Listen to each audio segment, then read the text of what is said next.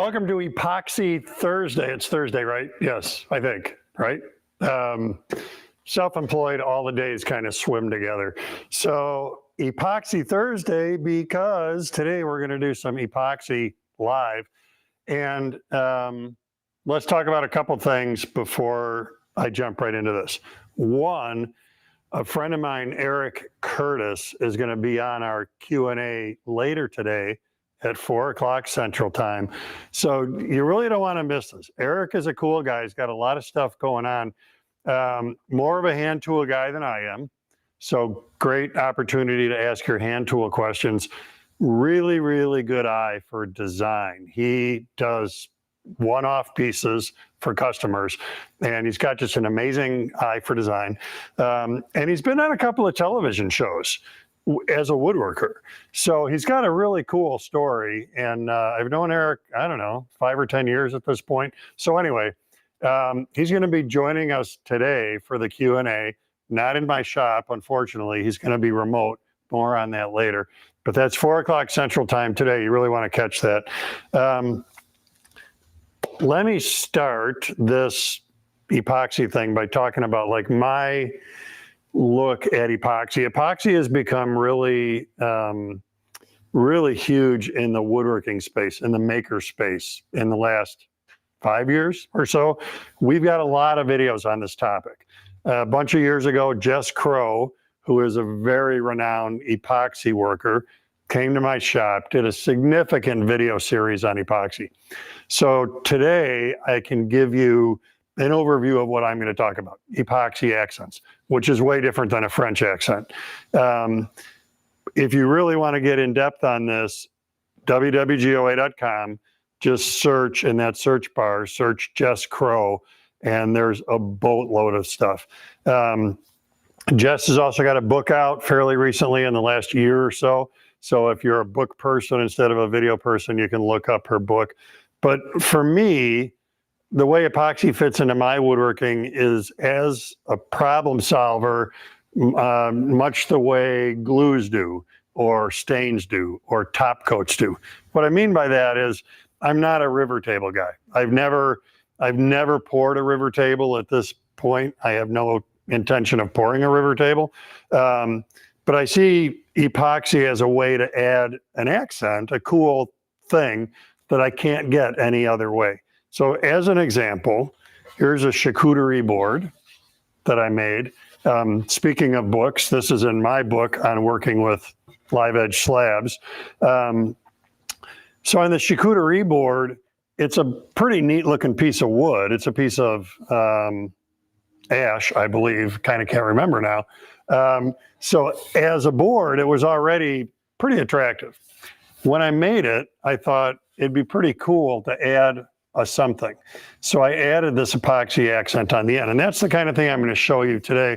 So I'm not looking to do a whole tabletop pour on this. In fact, I've never done a complete tabletop pour, but like I said, when I started, I do see it as a way to add a really nice touch to work that you're doing.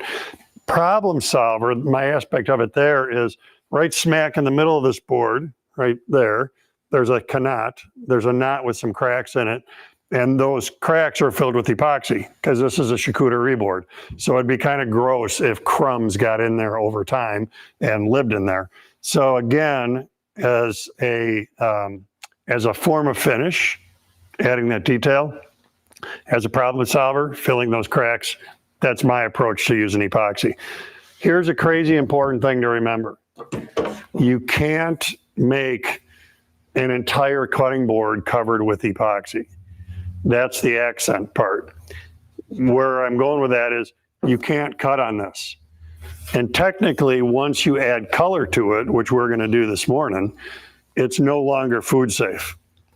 Some clear epoxies are food safe. So to be 100% accurate with this, you should definitely not cut on this because you're going to leave knife marks in it, and you're probably going to set free some of that epoxy, which is plastic, and it's going to migrate into your food.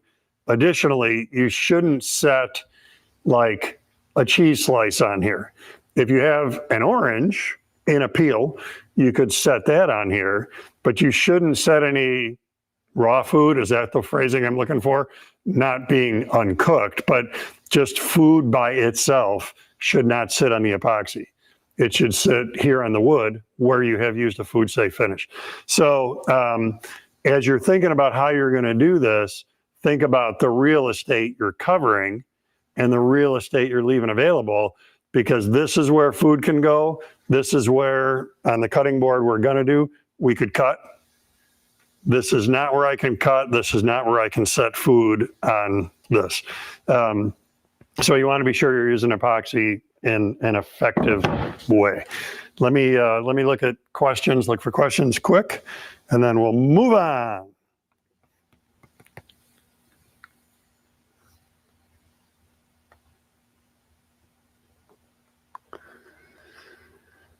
All right. So Bruce says he has watched hours and hours of epoxy using. As a newbie, it's frustrating to me nobody addresses cleanup. I did a project yesterday, wiped out all the silicone containers as best I could. Today, those containers have small hardened droplets stuck to them. Yeah, so if the containers are silicone, they should just pop out. And I wouldn't, like with these, I've got resin in that one already. With these, I wouldn't wipe them. I would just leave in there whatever is left. And then because this is flexible and epoxy won't stick to this plastic, when that stuff is hardened, if you give this a couple squeezes, the epoxy will pop out of there and you could reuse your mixing cup. So, and certainly, I mean, silicone molds are made to be epoxy friendly, and epoxy won't stick to silicone. So anything that you have left in there should pop right out. But it's going to be easier, I think, if it's like a big smear of epoxy, not a tiny little droplet. The other thing is two things. Max, who does all the hard work behind the scenes, has put a link in the chat roll for the live with Eric tonight. So don't click on it now because you'll leave us, but now you know where it is at 4 o'clock tonight. You can come back to that. Additionally, we have got a guide that Jess Crow put together, a PDF on working with epoxy, and you can grab that download. Max has also got that link in the chat roll, Aki, so you can grab that.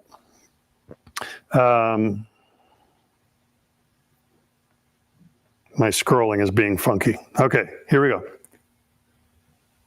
I missed a question somewhere, I think. Okay, how brittle is epoxy in thin sheets like glass or plexiglass? Thinking about making lamp panels. So I think you would just have to find the right product, and I would just call Total Boat customer service and say, this is what I want to do. Everything, I'm thinking for a second. Yeah, I've never just free cast thin sheets of epoxy. So I'm sure there's a product that's better for it than others. So I suspect there's something that can work because I've put epoxy on the stand-up paddleboard. Some of you have seen me making. I put it on canoes. I put it on table things like we're talking about here. So there's probably a product that's the right product for it. I don't know which product that would be, but I would just, I would give Total Boat a call and ask them that question.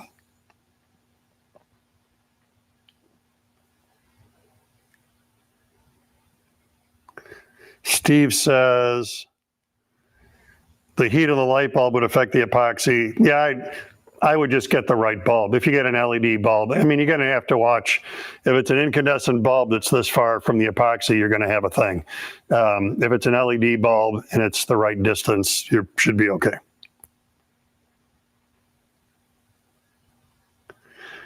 Is it normal for epoxy to turn cloudy during sanding? So cloudy and sanded are two different things. If you don't use the epoxy correctly, if your material isn't right, if your environment isn't right, epoxy can cloud. So environment not being right could be, if the humidity in here today is 11 billion%, I'm not going to work with epoxy because that ambient humidity can cloud it. If the stuff, I keep pointing to this and you haven't seen it yet, this is the cutting board we're going to put epoxy on. If the stuff you're going to put the epoxy on has any moisture in it, that can cause it to cloud. When you sand it, just like sanding, if you put polyurethane on a surface and you sand between coats, it's no longer shiny because you've scuffed it.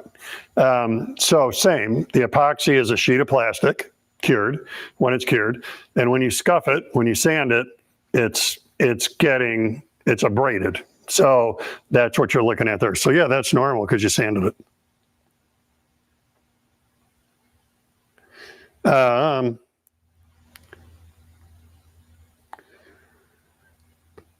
I hate that I never get that right. It only comes out crusty looking. I'm not sure what that reference is to or for. All right, I think I'm caught up. So let's move ahead a little bit. Let's talk about stuff. Let's talk about epoxy. So I'm going to put this here. We're going to switch to camera dos. Because there's stuff. You got to have some stuff. Huge aspect of working with epoxy. That camera's a little Dutch. I'm so sorry. Dutch meaning crooked. A huge aspect of working with epoxy in general is making sure you're using the right product. So what we're going to do here is we're going to pour a really thin layer on this cutting board. Tabletop is right for that. If you read the instructions, and you definitely should be reading the instructions, it'll say on the product, maximum pour thickness of X. On tabletop, it's probably 1/8 inch or 1/4 inch. And that's not a suggestion, that's a hard and fast rule. If you pour this stuff too thick, so for instance, if I have a void in a piece of wood that's a 1/2 inch deep and I pour this in to fill it, it's going to get a significant exothermic reaction. It's going to get really hot, and it's going to ruin the project. Tabletop is perfect for this for a couple reasons. It's designed for thin pores. And also, if you think about wood, we know it expands and contracts seasonally. Tabletop products are flexible, and they allow for that seasonal movement. So we're specifically using a tabletop epoxy, which is designed for the thin pores, like we're going to do here. If you wanted to completely cover a tabletop, or you see this in bars all the time, same. This is the product that one would use for that kind of work. So tabletop epoxy is our thing. Again, with reading the instructions, there's a couple aspects of that. I'll come back to that. The other stuff we need, we want to add color to it. So this is a bucket full of pigment. There's a bunch of different colors in there. When I use pigment, this is going to give me a single opaque color. Well, relatively opaque, depending on how much pigment you use. But I'm going to contrast this with another product in a second. So if I use red, I'm just getting red epoxy, green epoxy, blue epoxy. Contrasted with mica powder is a different cat. Mica powder is commonly used in soap and in makeup. I believe it's in the eyeshadow I have on right now. So with mica powder, we don't get just a solid panel of color. Mica powder is what gives us this opalescence here. So in person, this part of the epoxy has this opalescence to it. It's got a very cool look. That comes from mica powder, not from pigment. You can use them together. You could have blue mica powder goes into red pigment or into blue pigment or whatever, and you can use each as a standalone. So this is definitely in the category of you need to experiment with this, and it's a good idea. Like any finishing, it's a good idea to do some practicing before you do the real project, because there's a bit of a learning curve to this stuff. So the other thing I was going to say about the directions is very critical to read. What does your environment have to be like? Most epoxies want the environment to be around 70 degrees in order to cure correctly and settle out correctly. So wintertime here, minus 20 in February, literally outside. So if I'm going to do an epoxy pour in the winter, I'm definitely raising the thermostat in here. My normal working temperature in my shop is around 60 degrees. If it's epoxy day, I'm jacking the thermostat up the night before to 70-ish to make sure that the environment is friendly to it. The other thing it will say on the bottle is what the mix is. So you have resin and hardener bucket is sitting over there. In this case, it's 1-to-1, 1 part resin, 1 part hardener. Again, that's not a suggestion, it's a rule. And this isn't, free pour into a paper cup. You're not at the bar pouring shots. This is chemistry. You're pouring epoxy. So you don't want to just free pour in here. That looks like about X amount. That looks like about X amount, mix it up and hope for the best. You need to use a metered cup and you measure out the exact amount of resin and the exact amount of hardener. Again, from reading the instructions, what you'll learn is it 1-to-1 by volume or is it 1-to-1 by weight? So some epoxies, this Total Boat product is by volume. So if I do 2 ounces of resin, I do 2 ounces of hardener. Some epoxies are mixed by weight, 2 ounces to 2 ounces. It's a different deal. 2 weight ounces is different than 2 fluid ounces. So you got to read the instructions and you got to measure the product correctly. Part of the reason I know this, and I'm harping on it a lot, is I've got a project sitting over there that the resin is cloudy in it. And it's because I didn't read the instructions. And that was an epoxy product that had to be mixed by weight, not by volume. So the proportions were just slightly wrong. And that caused a big white cloud in what was otherwise a pretty cool project. We're pretty close to mixing. So let me look for preguntas again.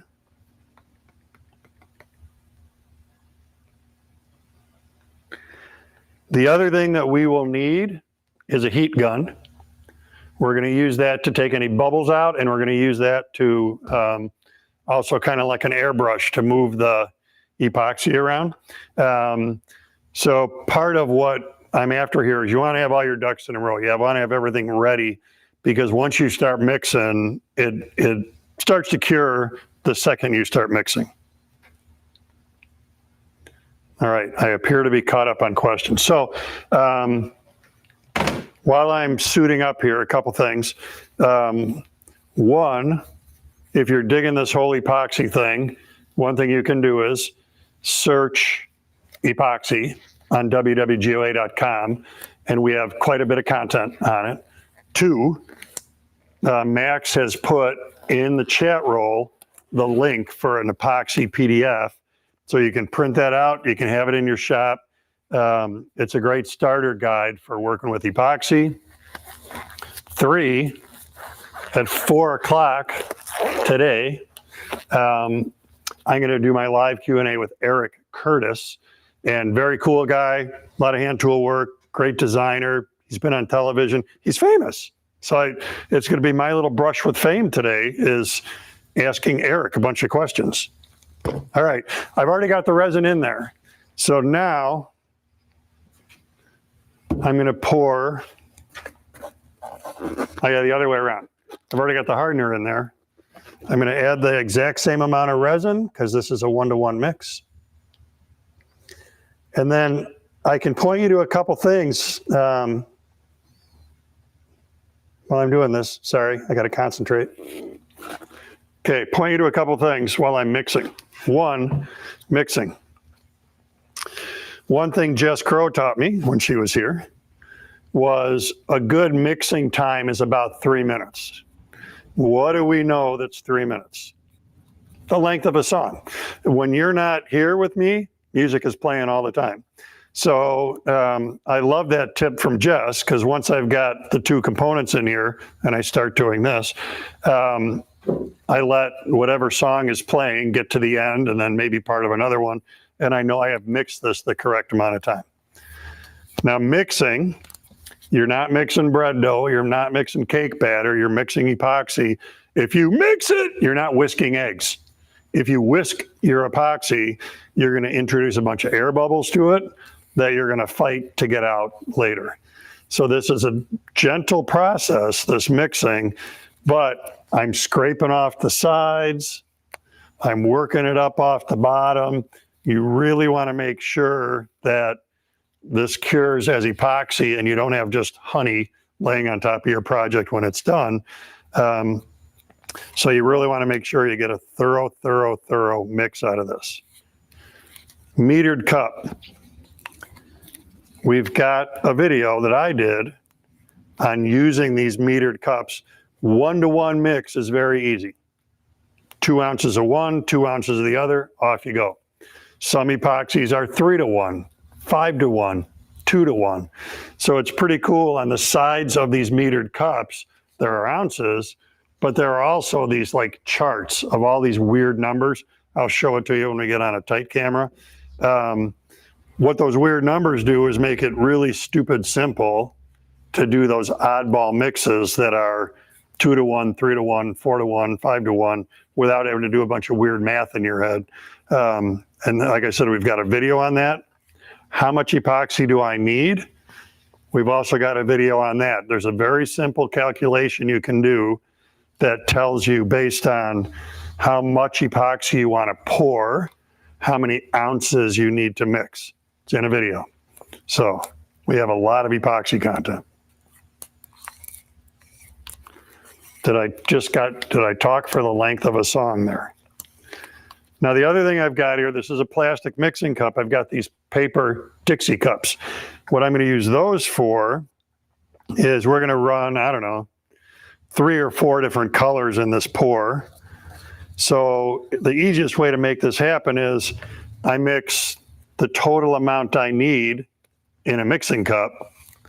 Then I'm going to pour it into 4 little cups. In other words, like if you know you want green, red, blue, and yellow, don't try to mix like 2 ounces of green, 2 ounces of yellow, 2 ounces of blue. It's easier to mix one big clear, and then I'm going to add color as I go. And I think I'll dispense this into the Dixie cups. I currently don't have any epoxy on my gloves, which is weird. And then I'm going to look for questions before I do the color mix. So let's do, I'll stay on that camera for now.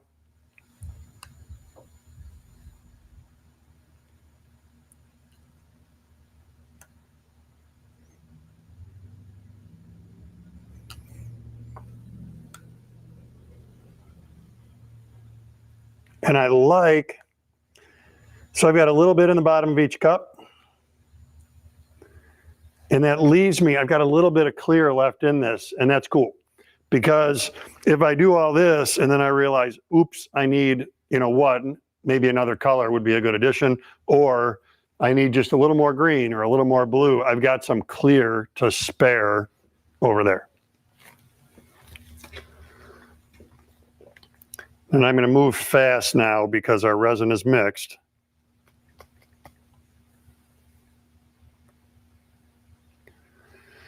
All right, one question. How does epoxy work with hotter temps like 90, 100? It doesn't. You cannot.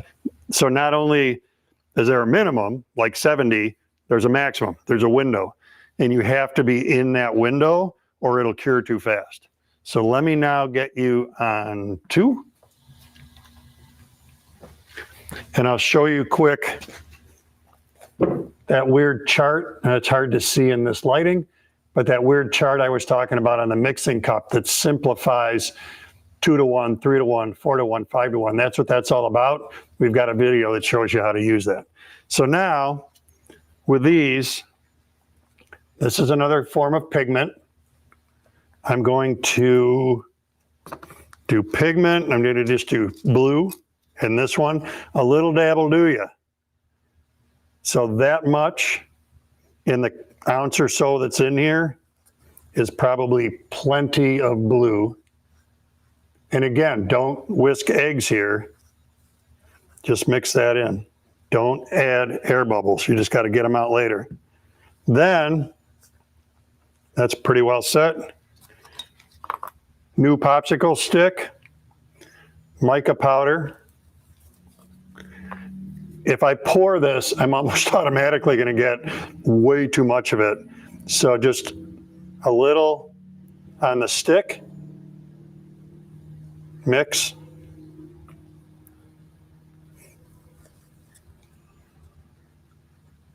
And again, it's this mica powder that gives us that cool opalescence. That's a pretty neat color. And then I'm going to do some of whatever color that is.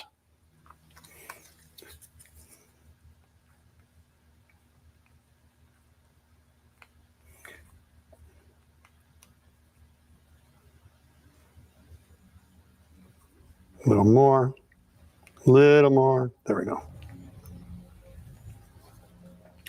All right, while I'm stirring, we can talk about setup here. I've got a bench that's covered with rosin paper from a home center, but epoxy will just soak into that rosin paper, stick to it. I'm working on a silicone mat. This is from Rockler. So there's one here, there's one next to it. All my supplies are sitting on a silicone mat.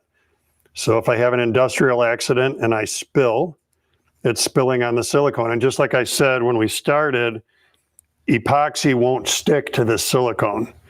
So if I do have a big spill, how about a little green? Is that going to be weird? No, I think it'll be good. Let's try it. If I do get a big spill on this silicone, all you got to do is just let it cure. Don't try to wipe it.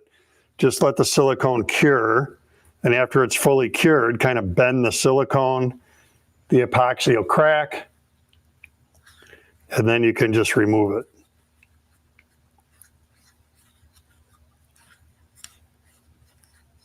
So I'm just going to keep working because I don't want this stuff to get away from me. And then I will go back and look at questions. I'm going to do the pour. And then I'll go back and look at questions after the pour. So be a little bit patient, please. Now, because I like you, camera 3. How's that for cool? A little bit of prep on the board. This has to be completely sanded at this stage of the game. Once the epoxy is here, it's going to be pretty much impossible to come back and finish sand the portion adjacent to the epoxy. So all the sanding is done. If you want to do epoxy such that it's going to waterfall over the corners, round the corners. These have a 1/4 inch round over on them, which I tend to do on cutting boards anyway. But that's going to allow the epoxy here to kind of bleed over the side.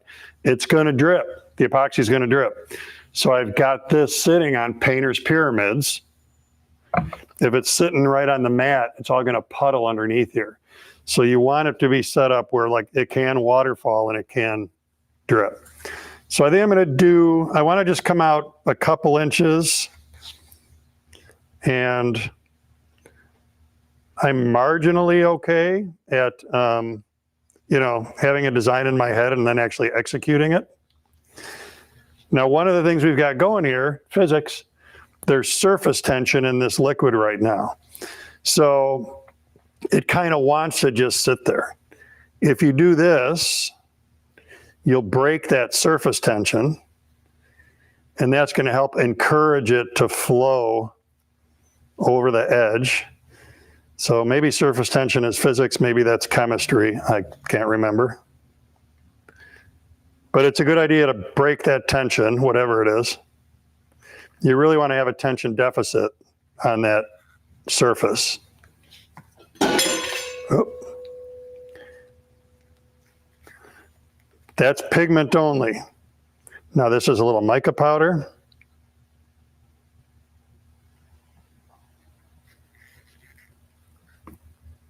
A little more mica powder. Oh, those are pretty similar in color. I'm going to get some contrast going. That's more stark.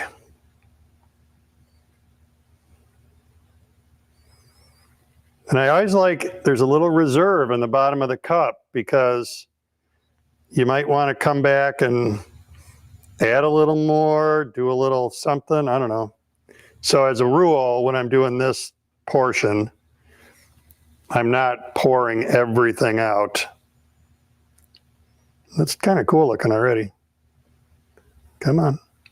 Oh, that's my original blue. I don't want that. I want this one.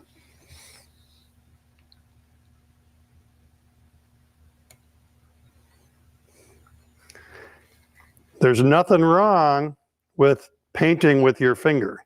So you can get in here and do a little bit of this. I'm giving it some swirls. I'm forcing those colors to mix a little bit. Now, I screwed up a little. When I did this pour, when I created that line, it dripped just a little right there. So I'm going to do one more line to cover that drip. I want to have a distinct line on the leading edge here. Not a little island of drip overflowing it. All right, that's pretty cool, just like that. Now, with the heat gun,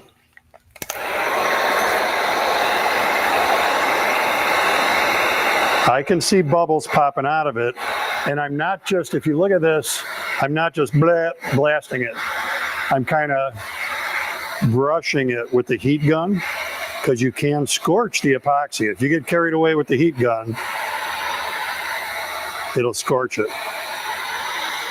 So what I'm seeing is that not enough product there, not enough product there. That's okay, we have more. That's why we have more.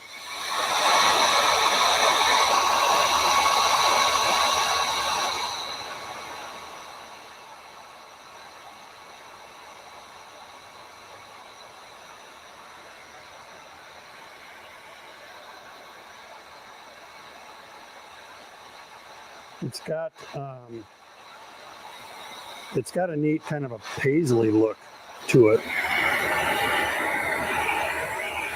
And again, if you need to, do this.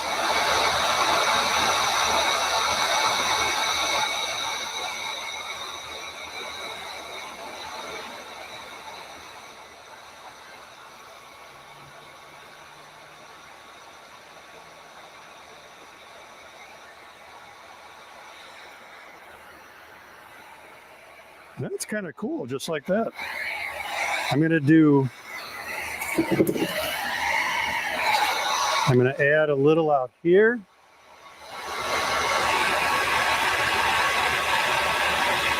I just want to cover the edge a little better on that side.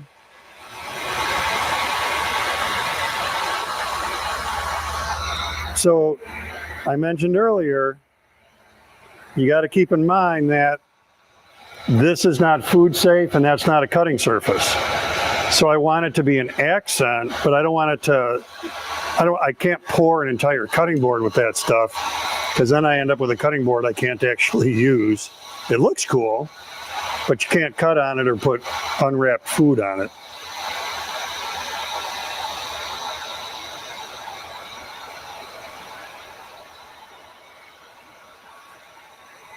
All right, that's what I get for continuing to mess with it, is I liked it better before.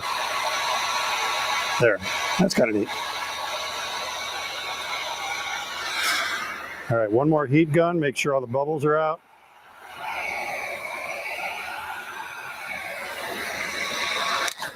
And I got to peek around your side, make sure we're covered. That's all right. Okay, let me switch cameras again. So what I want to do is not take my gloves off just yet, because the second I take my gloves off, I'm going to realize, oh, I could have used a little more epoxy someplace. Yeah, and that's kind of happening. I'd like to get a little more there.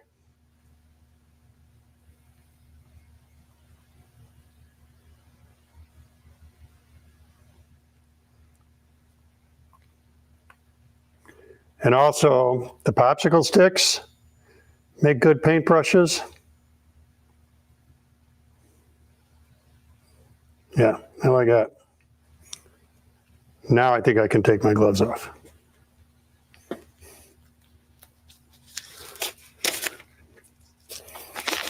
And then I look for questions. Couple things. There's still some, there's some product, there's some epoxy left. Normally, I have something else sitting here. So it could be, you can find online silicone coaster molds. They're a great candidate for this. So if I get to this stage and I've got that expensive epoxy still sitting here left over, I'll make a coaster. I'll pour it in a coaster mold or something. So have something available so that you've got a spot if you have epoxy left, so that you're not just throwing it out. Now read the directions for your epoxy. Have I said read the directions often enough? Read the directions for your epoxy regarding cure time. Oops, let me do a passcode and then talk. I can't apparently do both. Okay. This stuff, this tabletop, about 3 days to fully cure. Obviously there are drips all over the bottom of this. So after it's fully cured, sand those drips out. While this is storing, while this is curing, it really needs to just sit like this. If between now and 3 days from now you set anything on top of that, you can leave marks in the epoxy.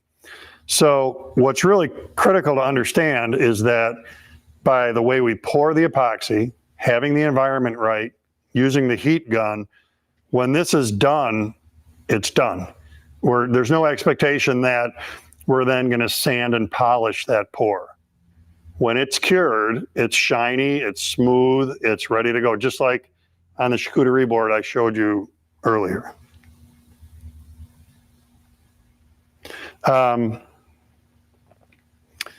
Similar in the world of board prep, it's completely sanded before I do the epoxy, but there's no finish on it. If you've got finish on it, it's not, the epoxy is not going to stick. Okay, couple questions. Can epoxy be measured by weight instead of volume? Maybe. You got to read the directions. So this stuff is designed to be read, the Total Boat product is designed to be mixed by volume.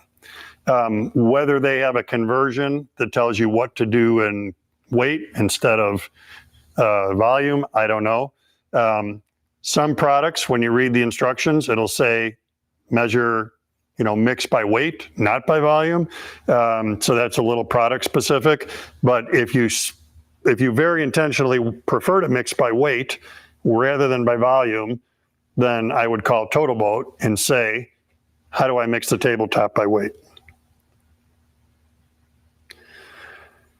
Cost associated with tabletop resin. All the epoxies hover around $70 to $100 a gallon. It's not an inexpensive product.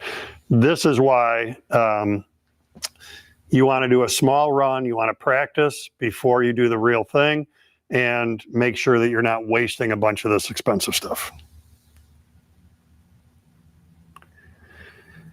And then what's the open time before the epoxy you're using begins to harden? So it's a little different product by product. So right back there is a paddleboard I'm working on that's covered with epoxy as of 2 days ago. That product mixed with its slow hardener provided me about 40 minutes working time to get the whole paddleboard covered.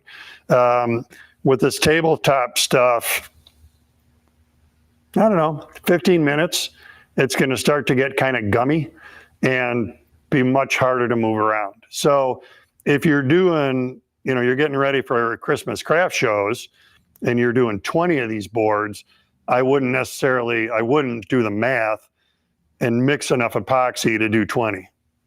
I would do a small portion of them, get those done, mix some more, small portion, and then it's definitely, once you're getting started and you're learning how to do this, what you don't want is, if this stuff is sitting in the pot, remember, it can't be, tabletop product can't be a ½ inch or an inch thick. That means if you have it an inch deep in this mixing pot, it's starting to get exothermic, it's starting to cure, and this is going to get hot, and that causes it to cure faster. So you could easily end up with a pot full of epoxy you can't use because you didn't use it fast enough. So read the directions for cure time for your specific product, but it's better to mix small amounts than to try to do too much at one time. Silicone mats for baking, used for rolling out dough, are a lot cheaper than Rockler. So baking mats, you'll spend less dough on baking mats. See what I did there? Can you sand out the scorch or sand out the epoxy if it gets scorched? Depends on how bad it is. Maybe yes. You know, it's just like a bad finish. Do you how deeply do you need to go? How deep do you need to go to get rid of a lousy finish job? So same here. You just have to start sanding and see how much you have to remove to make it okie dokie. Does heat from the heat gun speed up curing time? A little bit, but again, we're not. You really don't want to concentrate with the heat gun to it. I'm flashing the heat gun across the surface very quickly. I'm not getting down close to it because one, that airstream is going to blow that liquid right off of there, and two, we're going to scorch it. So we're not raising the temperature with the heat gun the way, like somebody asked, what if it's 90 or 100 degrees? That's not the effect of the heat gun because we're moving so fast with it. Working time, we talked about. Could you put tabletop epoxy in a cup, let the layers build up over pores, and use the hardened epoxy for pen blanks? Yes, but you've got to be careful of a couple things. So you got to follow the rules of the road. Layers being, if it says it's good for up to an 1/8 inch thick, you got to stick with an 1/8 inch, so you'd have to do multiple 1/8 inch layers. Where I'm going with this is there's better products. If that's what you want to do, use casting resin that can be poured thicker and not exotherm to the point where that cup is ready to melt. Could you use metal flake or pearl that gets used with paint? So I don't know about the stuff that gets used with paint, but I have got, in addition to mica and pigment, I've mixed a huge variety of stuff, copper flakes, brass flakes being one of them, with this stuff to give it that sparkle, which is also pretty cool. Shelf life of an open container. I don't know for sure because I'm consuming it faster than it's going bad. I would ask the manufacturer from whom you get it, maybe before you buy it, because like the tabletop stuff from Toto Boat is a great example. You can get, I think, 1 quart bottles of it. You can get, I think these are, you know, these are ½ gallon. You can get 1 gallon. I think you can get 55 gallon. So if you know that you're going to consume it at a slow rate and the shelf life is X and it's not going to be gone before that, that would tell you to buy quarts instead of gallons. But check with the manufacturer.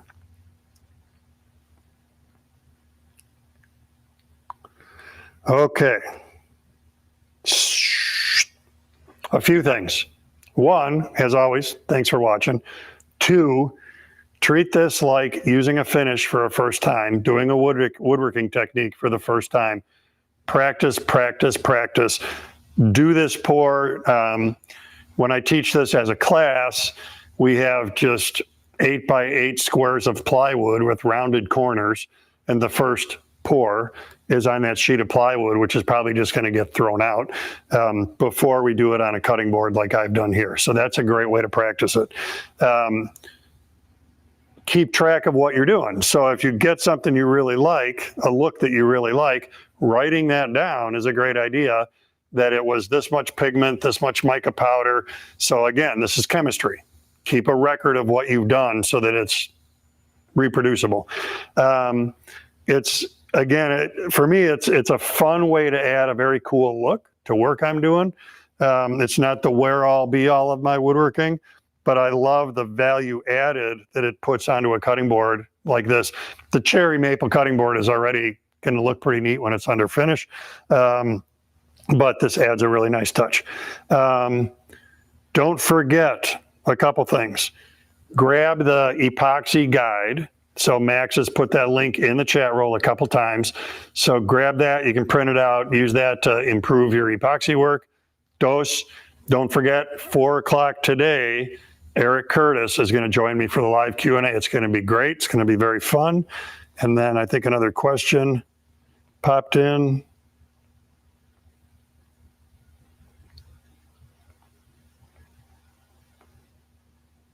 Oh, no, we're even. We're covered. All right. So I will see you at 4 o'clock today.